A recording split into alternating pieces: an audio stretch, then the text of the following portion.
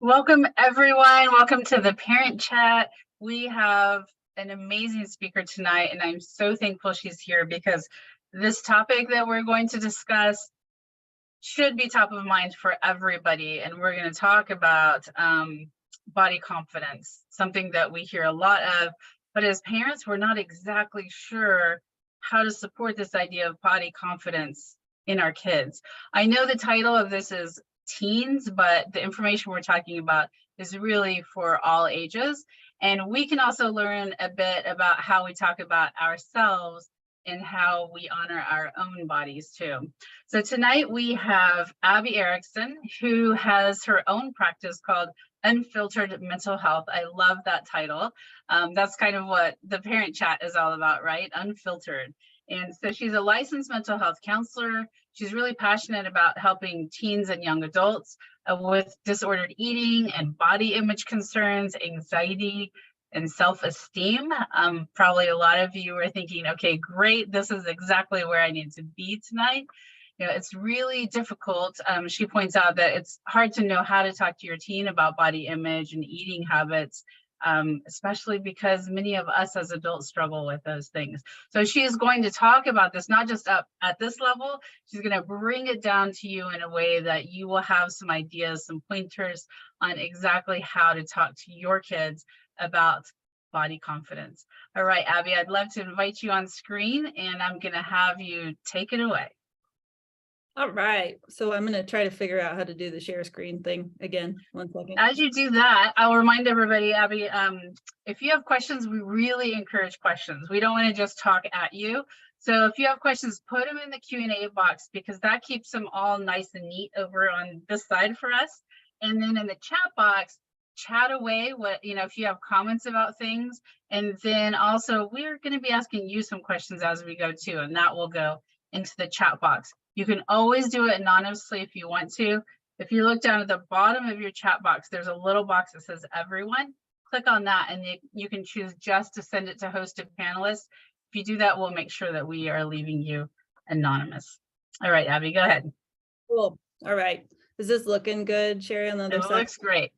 Okay, sounds good. Okay, so first we're coming in hot with a Q&A first off the bat. So first question is, when was the last time you said or thought something unkind about your own body? I'll answer that one out loud. Today, I was thinking stuff and I was like, nope, not going to do that. There you go. Yeah, let's see. So we have yesterday. Today is me. Today. Mm-hmm. Yes, yes. And I imagine a few minutes ago. Okay. All right. So we can notice that very recently, most of us have had those thoughts. I had one today too. And then the next question is, if anybody is comfortable sharing, or you can answer anonymously, does anybody want to share some variation of what that thought was? This is a deep one. It's an intense one.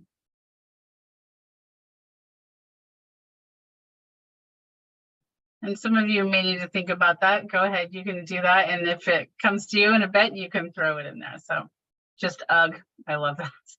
Yeah, I feel you. Yeah, just ugh. Yep. I felt obese, my weight and height. Yeah, thinking about that.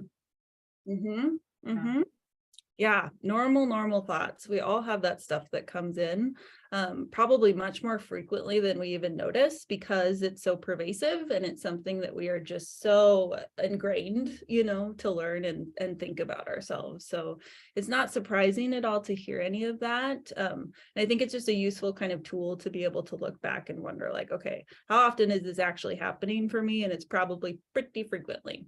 So yeah. The next question is, how did that make you feel when you had that thought about yourself? That's a good one. Standard therapist question, right? Yeah. And I'll read while people are putting that in some of the other comments. Someone was thinking how I used to look so good and not anymore. I gained all the weight I'd lost and now I feel less confident as I gained more weight since I faced some challenges. Yeah. They felt sad, defeated, a sense of loathing. I feel bad, annoyed because I know it isn't helpful thinking, inadequate.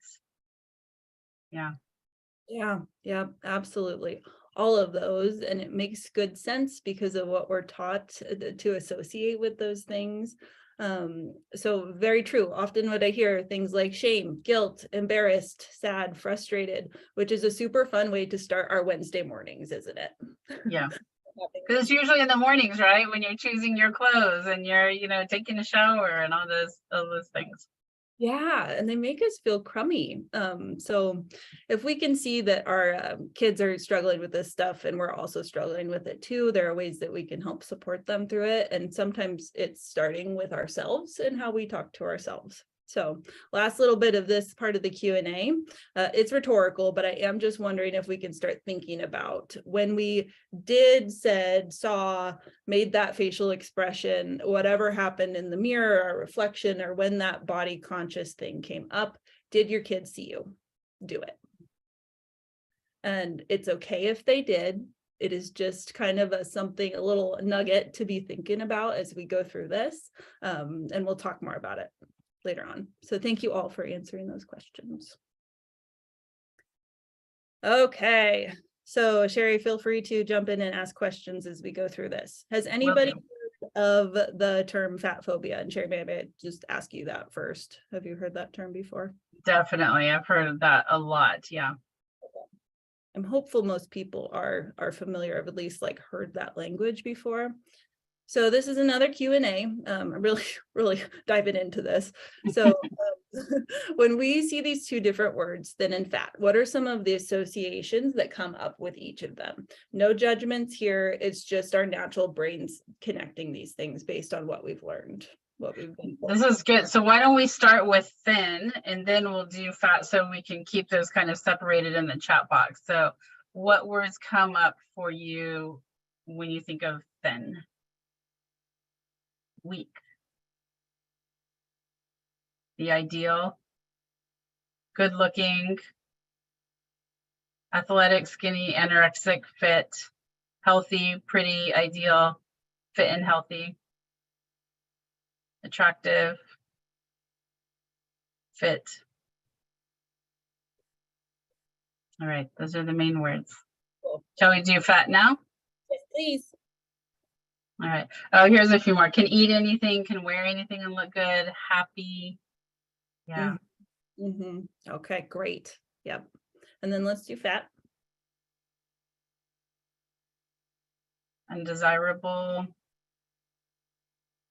Unhealthy, sad, depressed, lazy, unhealthy, less attractive, gross in quotations, unhealthy, hate to shop for clothes, sloppy, stupid.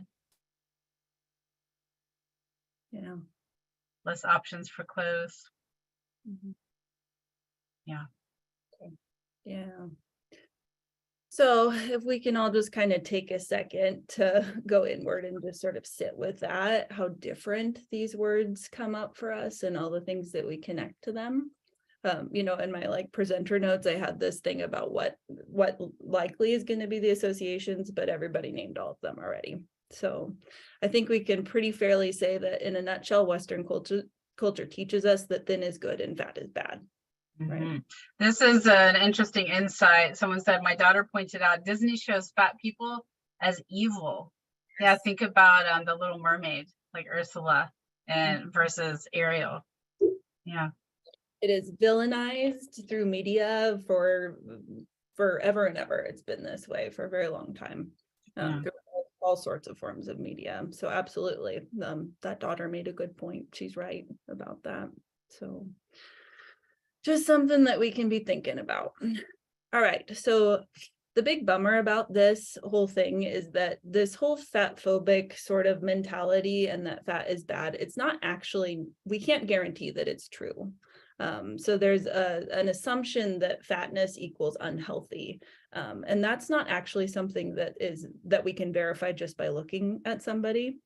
So kind of another Q&A, like, does anybody know where the BMI was originally developed from? The body mass index? I did not know that. I used to, but I can't remember. Mm-hmm. Okay. You don't necessarily need to ask this one, Chair, but just kind of thinking about it, right? So this is the measurement that's used in all current medical healthcare systems still to gauge whether or not if somebody can be determined to be healthy or not.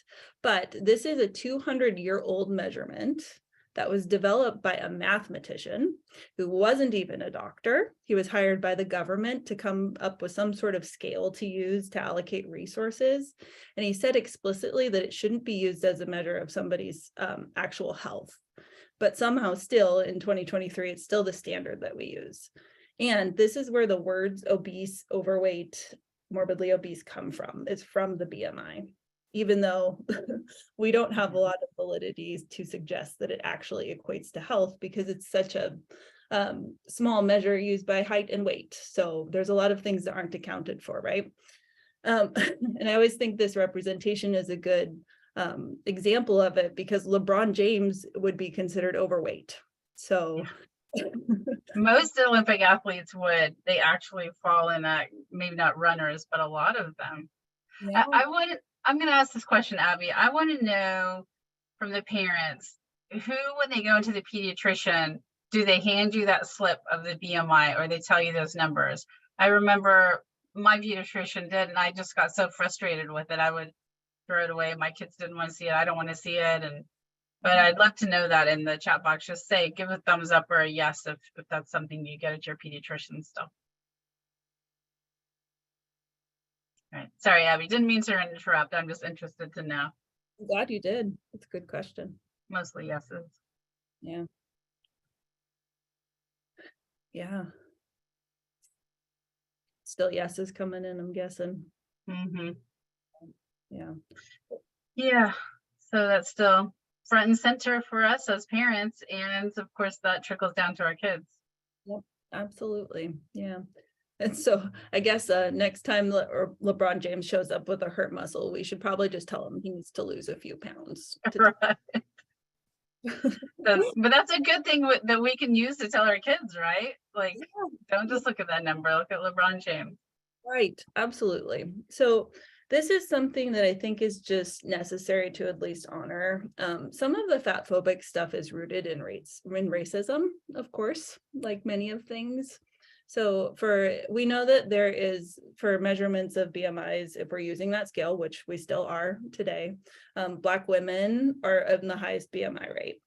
And so if BMI is associated with health, and there's all of this racism that's going on anyways, there's already this stigma that's created around larger bodies, and particularly Black women. And so there is a book written about this, Fearing the Black Body, if anybody's interested in checking it out. But I just think it's important to note, so we understand where some of this messaging originated, and how harmful it really has been and can be, and will continue to be for a lot of folks if we're not doing work as a society to kind of eradicate it and make it better. So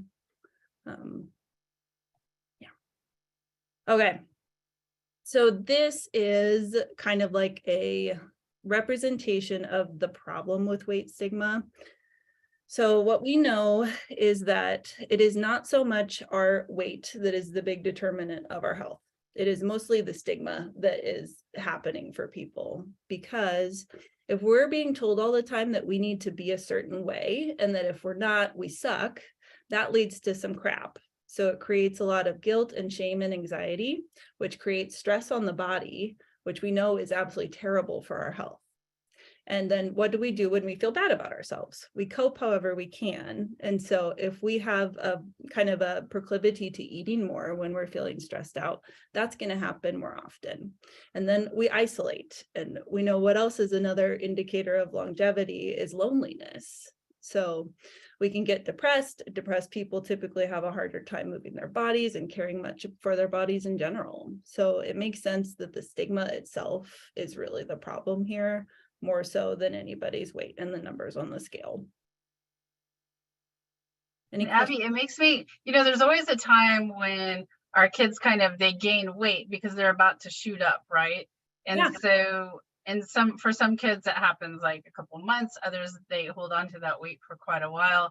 So that's so difficult when they're in that moment. They can't just adore their bodies and understand that's part of nature, they start to go on diets, and that you're probably talking about this, but starts so young, and that's part of that weight gain, growth, all of that.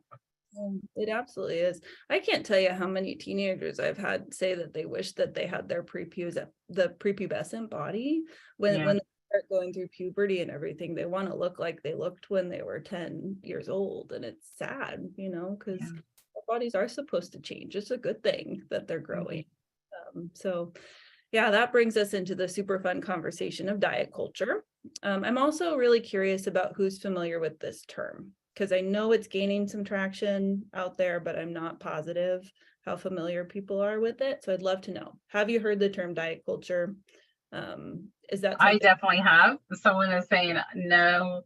It's about half and half. Yes, yes, I am. No, yes, yes, I haven't heard it. No. That sounds like half and half from our answers so far. Okay, that's a good thing to just gauge so I know how much to dive into this versus not. So diet culture is just kind of this blanket term that we're using for this thing that I will explain. So we know that diets don't work, and we have numbers for it now. So did you all know that diets have a 95% fail rate? So what we know about this is it's not the people that fail the diets, it's the diets that fail the people, because it creates so much residual backlash for us physically, emotionally, and socially.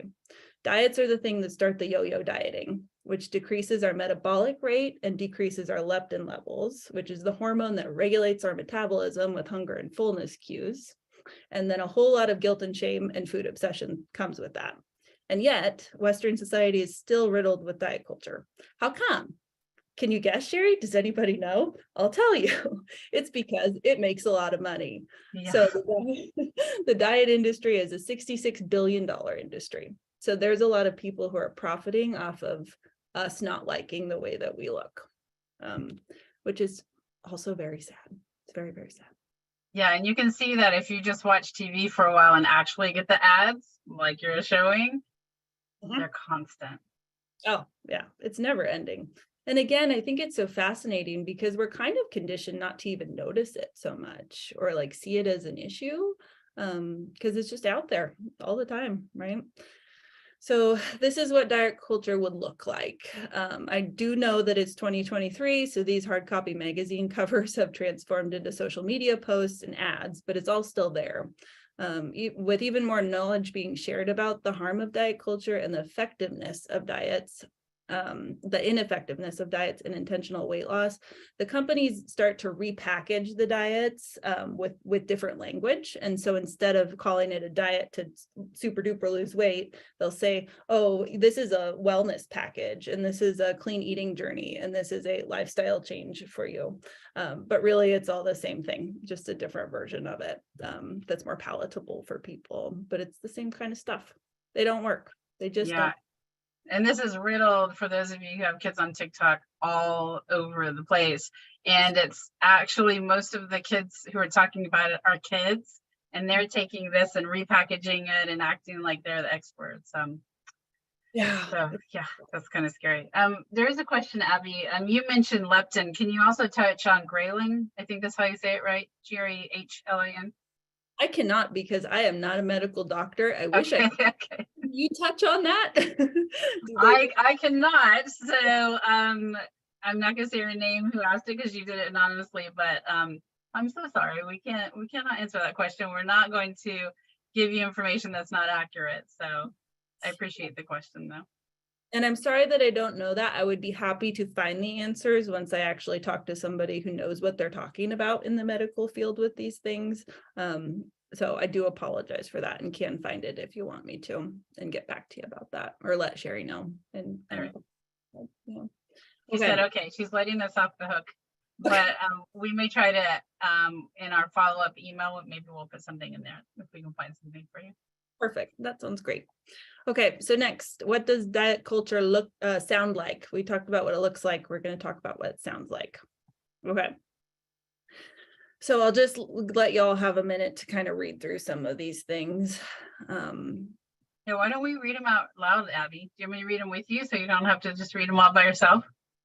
Actually, if you wouldn't mind, Sherry, because of my presenter view, I actually can't see the slide well enough. Okay. To read them. So if you want to That would be I'll helpful. read them. I think it's just important that we hear them so that it resonates with us, you know?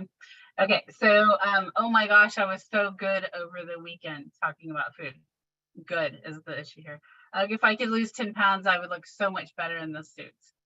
Shh, I'm being so naughty eating this donut, don't tell. And that's one that I think we do with our kids a lot. I wish I had their body. What workout have you been doing? I'm trying to lose weight before that wedding. My friend tried the intermittent fasting and lost like 4 pounds. I wish I could do that.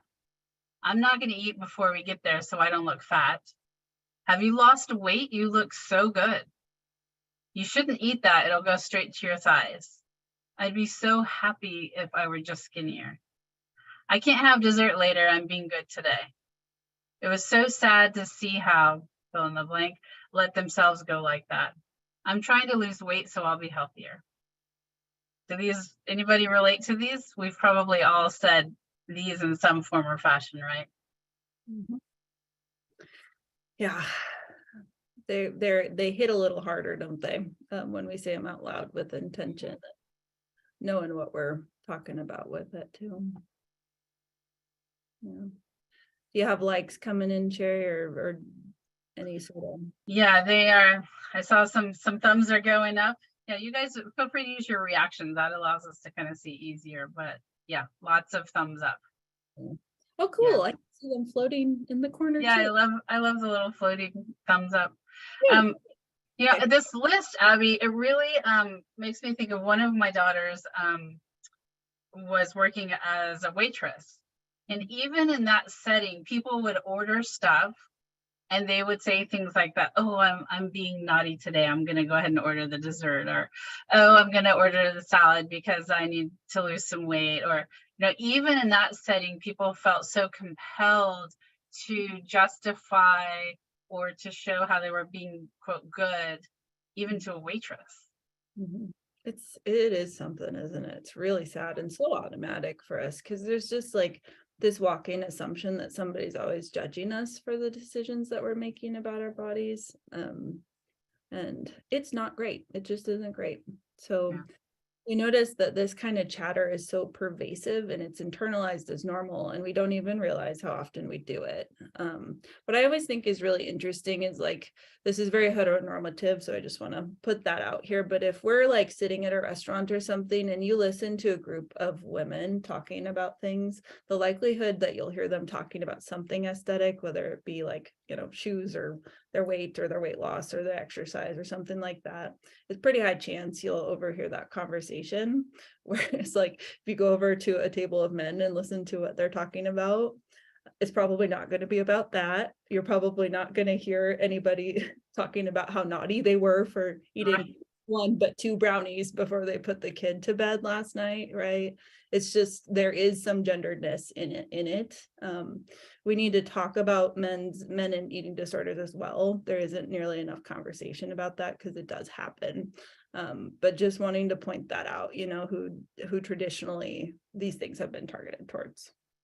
Although I think I have seen in adults definitely, but in the teens, I feel like it's kind of the boys are getting up there now because of TikTok and the diet culture and the workout culture, that there's more talk about that now than there used to be. Yeah, absolutely. In teenagers, it is absolutely becoming less gendered and more of just everybody. I remember seeing there was one like what do they call them? These like series that they do where everybody kind of repeats the same TikTok over and over again. And they were measuring like their headphones around their waists, trying to see who could wrap their headphones around their waists. Yeah, And that kind of stuff is just glorified a lot. And yeah. yeah, it's a bummer because I am an unabashed member of TikTok. I don't post, but I do consume and look and try to learn about things.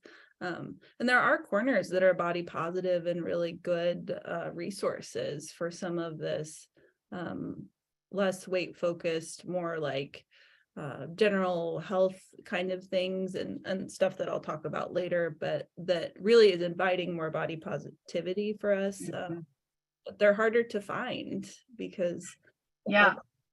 Yeah. Well, and the problem with the algorithms on TikTok and probably Facebook too, is that if you go to look up one of the body positive people, that algorithm sits next to all of the negative ones. So if your child actually is looking for that body positivity, gets that on their feed and their algorithm, unfortunately, those other things start going into.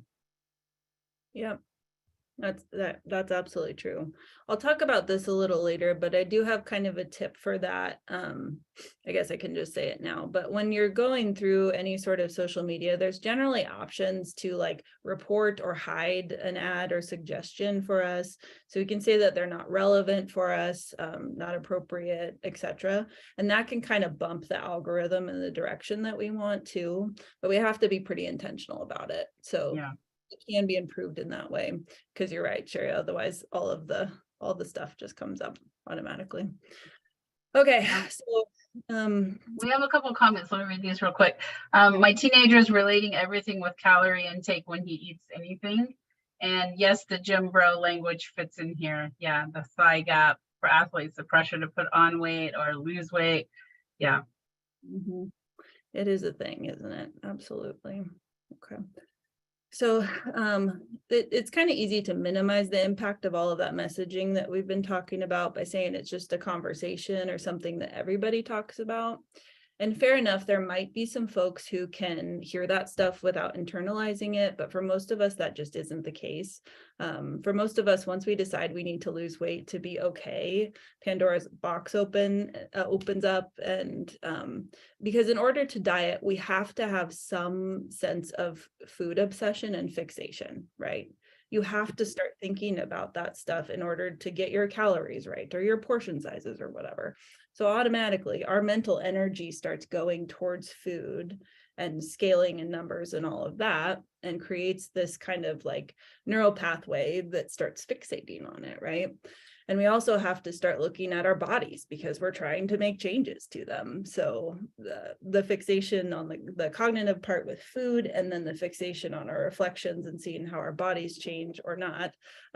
Absolutely. So commonly it ends up with some pretty big problems for us, is the beginning of eating disorders very, very often. So what can happen after is that we might have that food obsession, and then we might start doing behaviors like restriction or binging or purging as coping mechanisms to avoid other mental health stuff, right? So somebody can avoid the pain of processing their childhood trauma by drowning those feelings out with an over control of food.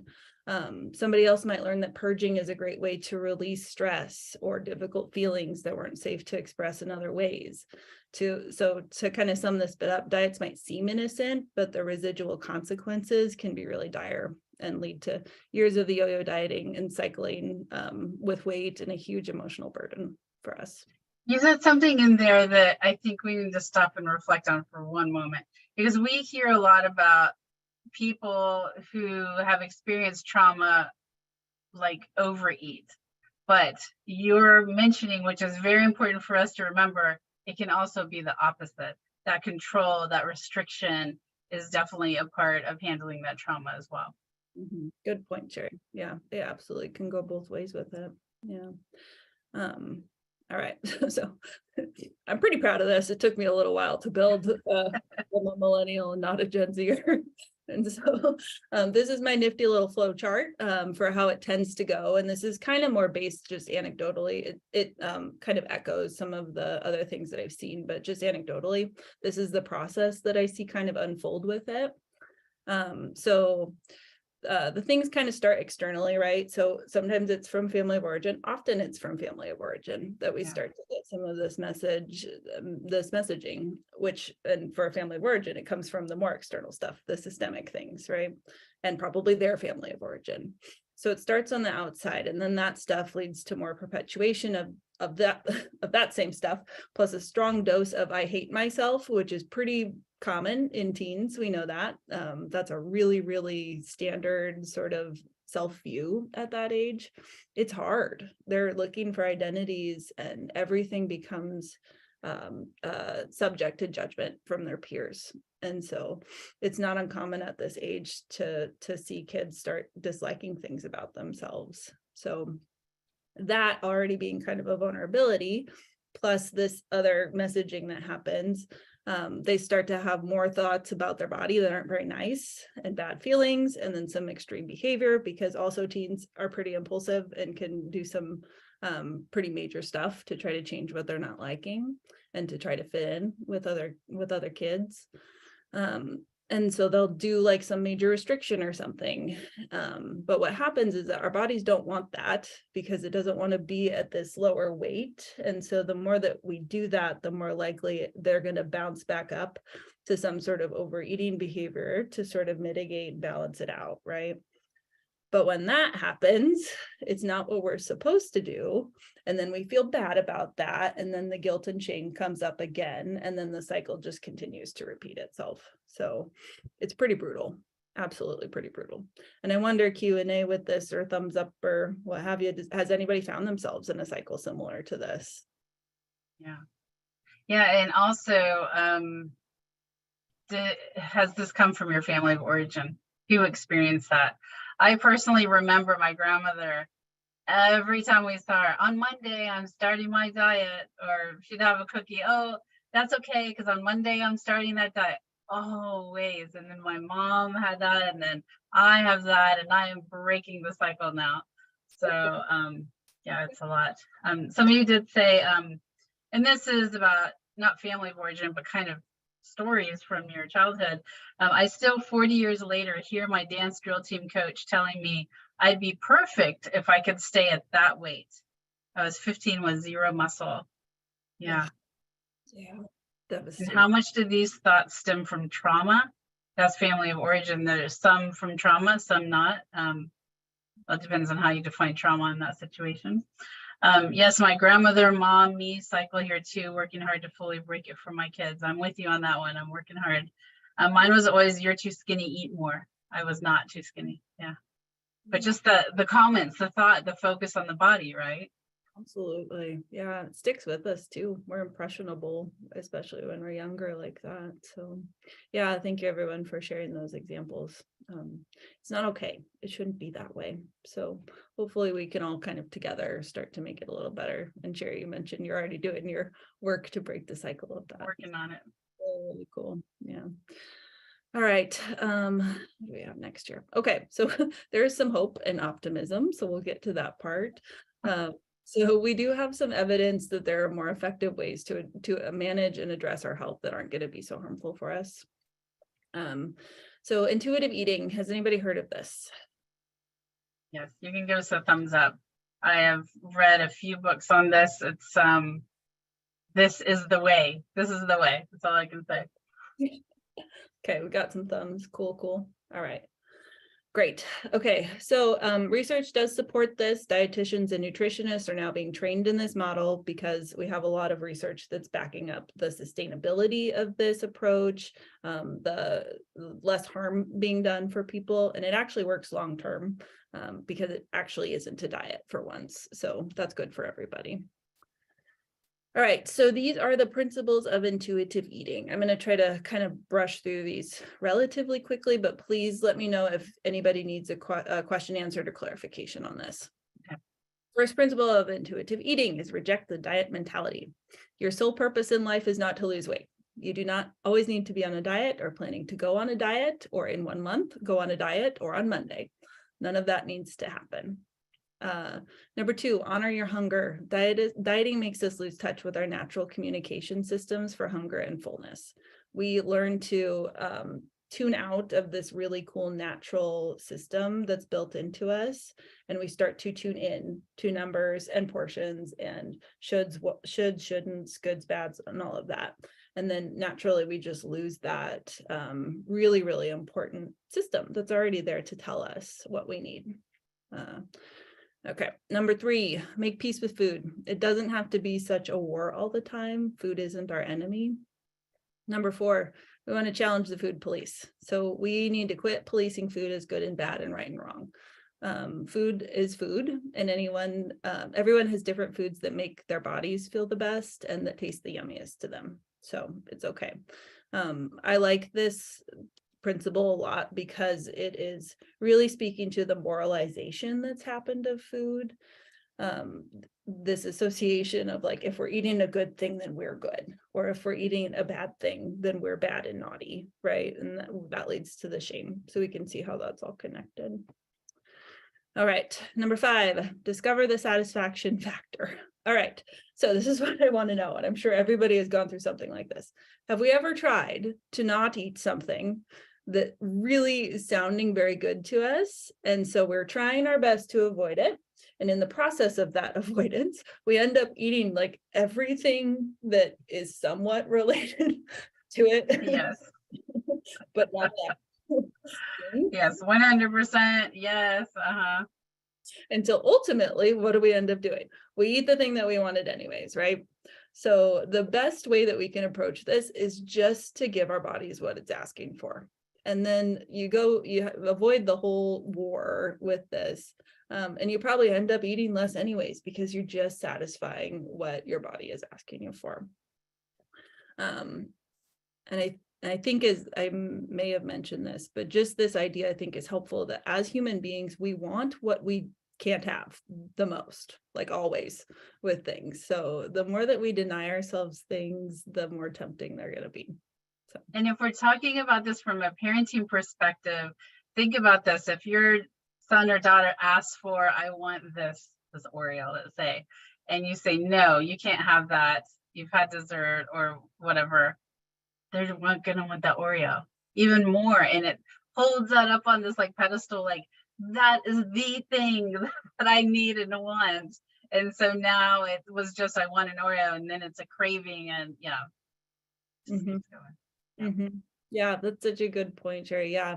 And hopefully these can be translated to parenting too, that we can just like implement this stuff, thinking about it for ourselves, and then how we would implement that for our teens as we're parenting and working with them about it. Because you're right, the Oreo gets a lot more clout when Right.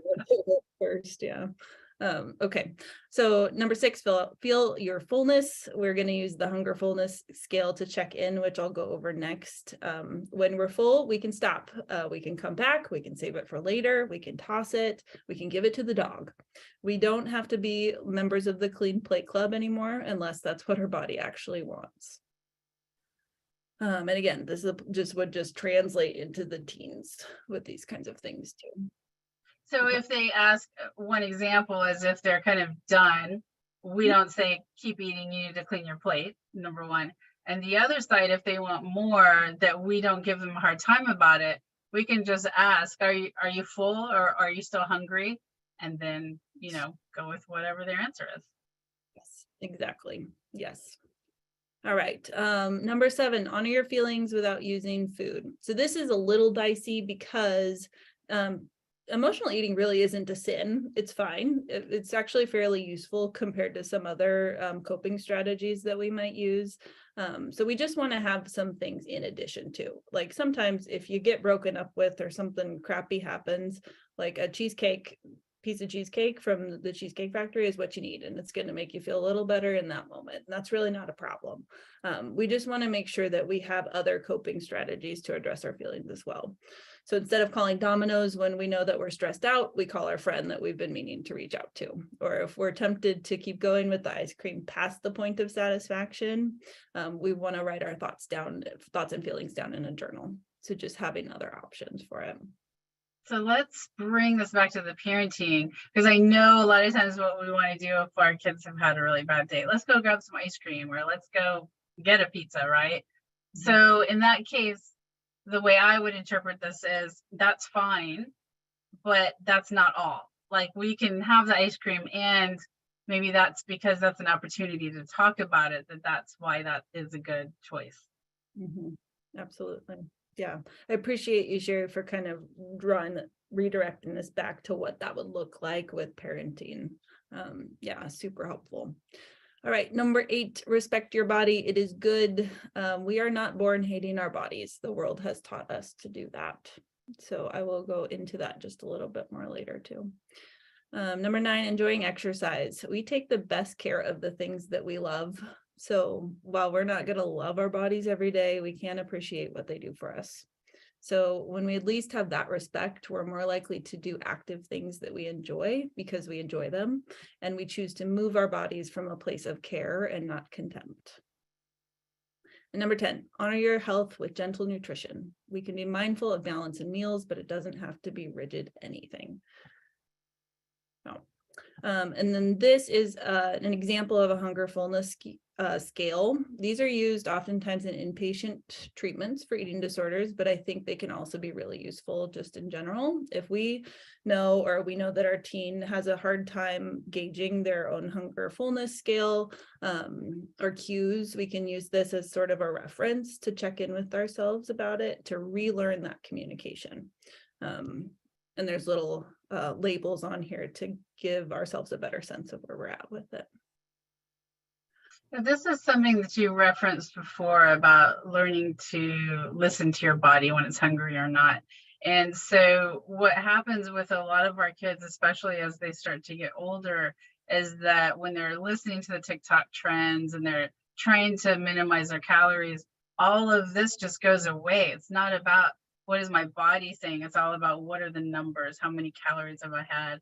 Or how many pounds am I on the scale? So the other way we as parents kind of step in and get in the way of this is saying you need to eat now, you need to eat this much, you need to clean your plate, or you need to stop eating. So we disrupt this, don't we?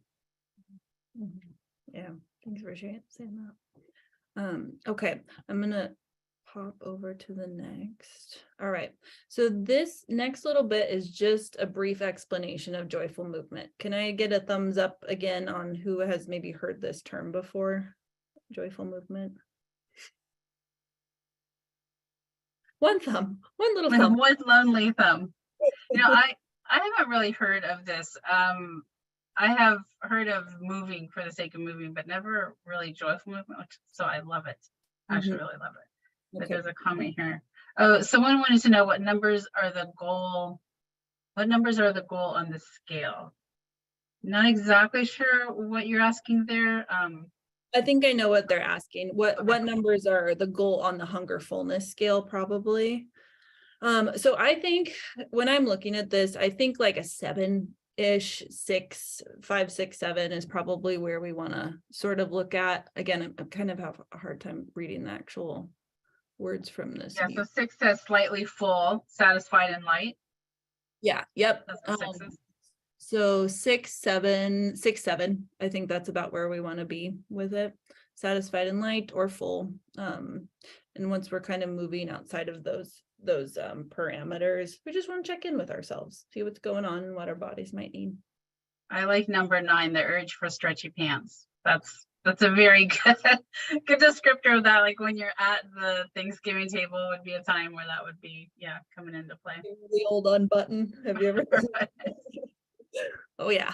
Okay. So joyful movement. I just want to explain this just briefly. So it kind of goes back to this idea about enjoying exercise, because so many of us think that we need to go work out to make our bodies look a certain way, or we go work out because we don't like our bodies. And then this proposal, this joyful movement idea, is about us finding ways that we actually like moving our bodies. So if it's dancing, if it's swimming, if it's riding our bike, if it's hiking out in nature, something that we really do actually like, that isn't punitive. And this is something that you can encourage your kiddos to find too. Because if we're doing something that we actually enjoy, we're going to keep doing it more. It's far more likely that it's going to be sustainable. And activity, consistent activity is actually one of the best indicators of longevity, overall well-being, and health. So the movement piece is really important, and we just want to kind of be mindful of what the intention is with it. So yeah, it's so much more than just heading to the gym, just movement. Yeah, whether it's dancing, jumping on the bed, or walking the dog, playing in the backyard, skateboarding, doesn't have to be the gym. Yeah, absolutely. Okay, so again, moving into the more hopeful place. So the goal of all of this is that all collectively we can work towards body liberation. for all bodies and not just some bodies. Intuitive eating and joyful movement are shown to be sustainable ways to care for our bodies respectfully that actually lead to longevity and better health outcomes. So the rest of it is about eradicating the stigma and what we call, so this is what we call the body liberation, freedom for all bodies, be they thin, fat, tall, short, black, brown, cis, trans, disabled, abled, whatever. Everybody is good, everybody is good, and everybody is worthy of respect. So I like this much better than the other ways. Okay. So this is going to be some more practical stuff to actually use with your teen. I asked the question in the beginning that was around like, did your kids see you when we had the body criticism happening? If that did happen, if they have seen you or they did see you at that time or have in the past, it is okay. You are not a bad parent. You are just a product, like all of us are, of what we've been told for forever and ever, that these things are so important. So Maya Angelou said, do the best you can until you know better. Then when you know better, you do better. So that's all we're asking with this. And when we have a better understanding of the origins of something, it makes it easier to dismantle it both internally and externally. So Q&A real quick. Does anybody remember the diet industry is a how many dollar industry? Billions. I just remember billions. 66 billion. 250 billion. What was it? 250? 66 billion. 66. I would throw you a piece of candy if I had one. Yes, well done. So, yep, diet industry is a $66 billion industry. And as I said before, nobody is born hating our bodies. Our culture taught us to do that. And we know this. I think this is a really kind of cute example. So if we think about how our kids act when they're little, right? Your little 4-year-old kid is not running around fixated on anything that's like just about their aesthetic, right? They're like running around and they're like, my kneecap is so cool. Like, look at this. It's so neat, right? And the little girl with her shirt and her tummy hanging out doesn't like go into the mirror and shamefully pull it down because somebody is seeing her tummy hanging out. So those things are very much learned, and we are not born that way with those kinds of insecurities. And thinking those things are important. So if it's learned, it means it can be unlearned, which is good news. All right. Let's see here. Do I have any questions right now, Sherry? I'm just about towards the end, so I want to check in. No questions, but as a reminder, if anybody has questions, pop those in the Q&A so they don't get lost. We'll make sure that we answer this. Okay. All right, so we want to find the utility of our bodies outside of their aesthetics. So what does our body do for us that has nothing to do with how it looks? So this can, again, all of this stuff hopefully can start with us and then translate to our kiddos. What we have a lot of, so not everybody has privilege because not everybody is able-bodied. A lot of us are. And that comes with some opportunities and things that our bodies do for us that are really necessary and important and valuable. And that makes them really important and special for us too. So outside of just how they look, they actually do good things for us. And so we want to be able to talk to our kids and we can ask that question. What does your body do for you that you appreciate, right?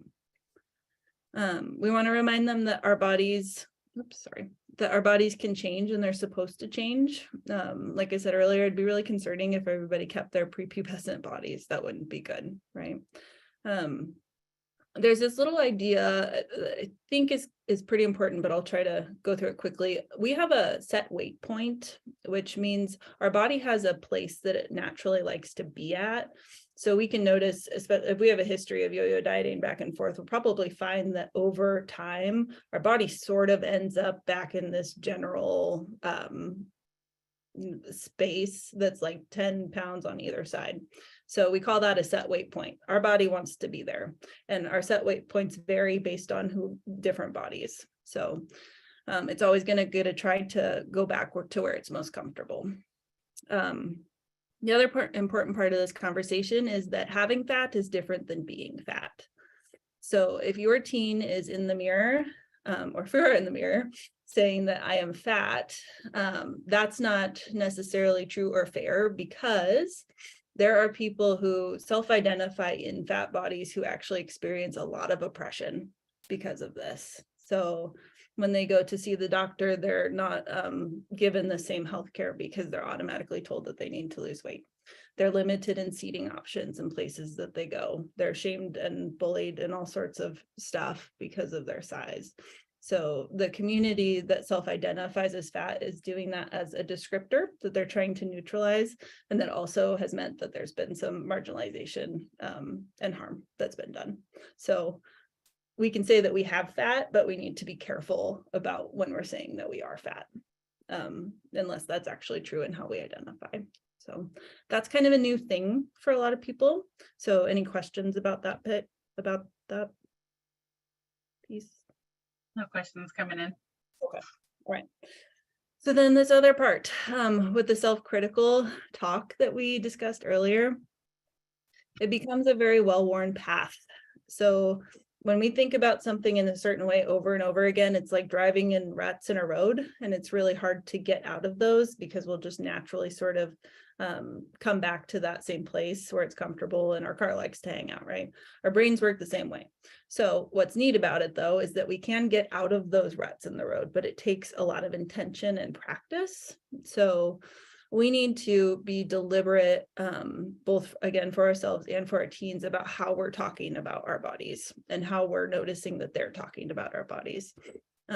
So just because they have this first thought, or we have this first thought that isn't very body kind, that's the automatic thought that we were taught, and we can come in with another thought that's different and more helpful for us. So it just takes practice with it. All right, and then my last little bit here is just some resources if anybody's interested. Yeah, that first resource you have, I put that in the chat box. It's a fairly new book, and they're actually local, and it's about, as a parent, how to raise an intuitive eater. So it's got a lot of great advice. I'll put the name of it here again, but yeah, I love that you've got that on there because it's super important. Yeah. What is the Food Psych podcast? Can you tell us a little bit about that? You know, I will be honest with you, Sherry, I don't listen to that one that often, Okay. but I know that there's a lot of people who enjoy this. I know that Okay. it's a body positive, intuitive eating, like anti-diet sort of approach with this. One question that I know not everybody probably will have heard of this, but is the haze. Yeah. Can you speak to that a little bit? Because I think it's important when people are reaching out, let's say that their child does need support on nutrition, that they are looking for that qualification, even for a pediatrician, or, you know, that I think that's important to know about. Yep, absolutely. That's a great question.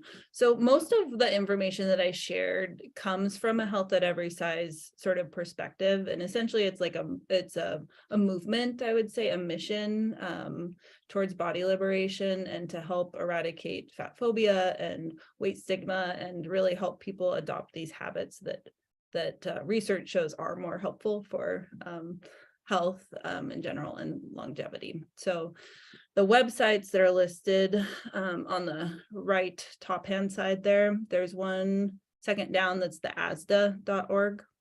And that's where you will find a lot of the health at every size information. There's kind of this transitional thing that's happening right now because there was some flack that the health at every size creators got for building their platform from a place of privilege and not necessarily getting out of the way so the folks who are most impacted by it can be the voices for this. And so as does sort of the child of health at every size to sort of just make it better, make it more inclusive, make it what it should be. But they use still the health at every size principles. So all that's in that website, and you can find providers listed in there as well. Excellent, excellent. Okay, so we are almost out of time. We did perfectly at 7:58. So we have 2 more minutes. If anybody has anything that they want to ask, you can just pop that in the Q&A. But meanwhile, I'm going to ask all of you a question. What is something that you can do like tonight, not tomorrow, tonight, to help yourself on this journey, which in turn, of course, helps your kids? Because when we can really begin to do the principles of intuitive eating, love and adore our own bodies, then that starts to break that cycle, and we can begin to hand down the healthy ways of seeing ourselves and adoring and let all this stuff go that we've been passing down for so many times. While people are putting that in the chat box, I will share with you a meditation I've been doing in the mornings. I have an alignment coach I'm working with, but there's one part of it that I love, and it says basically, I adore my body, or I think it's like a third person. How is it worded? Something like, I adore you, I adore your body as it is now, and thank you for the things that you do for me. So that's one thing I'm trying to embrace as I'm getting my clothes out, as I'm looking in the mirror, taking a shower, that I am taking that part of the meditation. And when I have that little negative thought, we're not going to be able to completely get rid of those thoughts. But what we can do is start to make that thought get quieter and quieter, and instead have the adoration thought come in like stronger. So that's what we want to start working on for ourselves, and that will naturally begin to be part of our household and our family. Okay, here's a question for you. Can you talk a little bit about encouraging healthy body image for someone that feels they are too thin? Okay. Ooh, that is such a good question. Mm-hmm. Encouraging healthy body image for somebody who's too thin. So I think it would probably be the same approach that we would take with helping them feel validated, affirmed, and worthy outside of their appearance, right? So what other strengths do they have that are not appearance based? What else do they bring to the world that has nothing to do with how they look?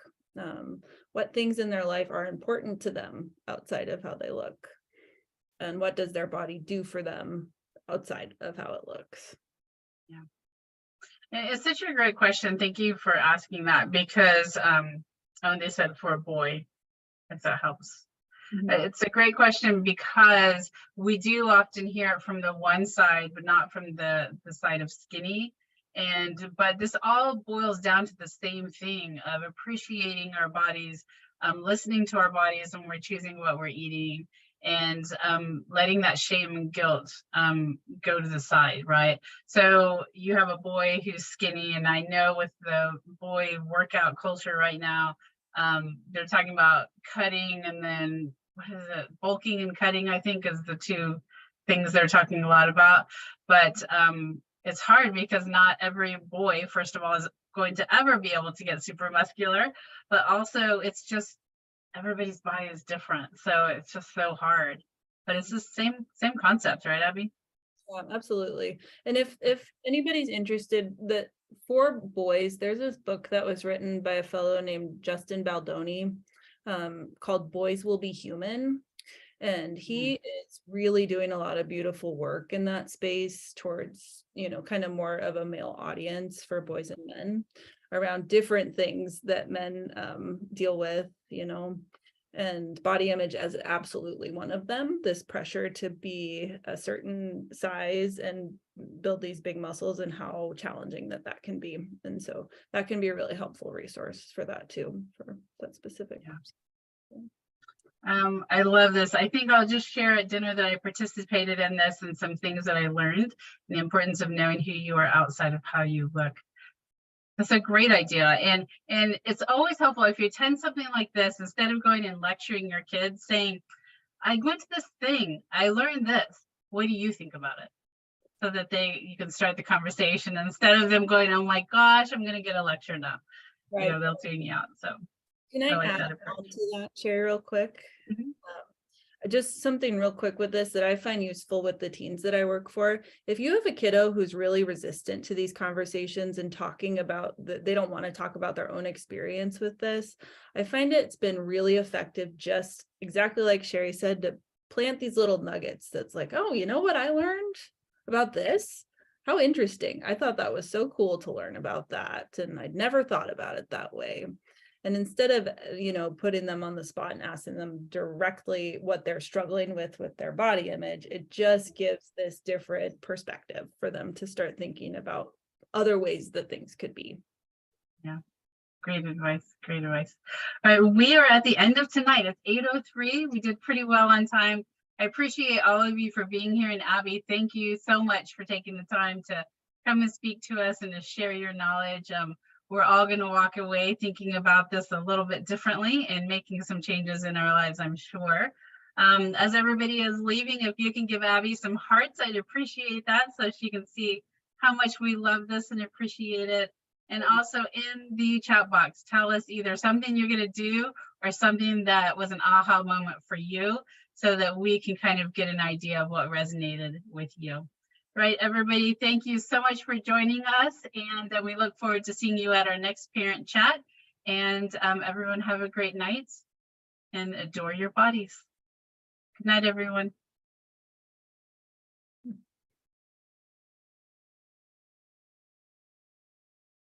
And Abby, can you stop sharing your screen so I can put our end slides, please?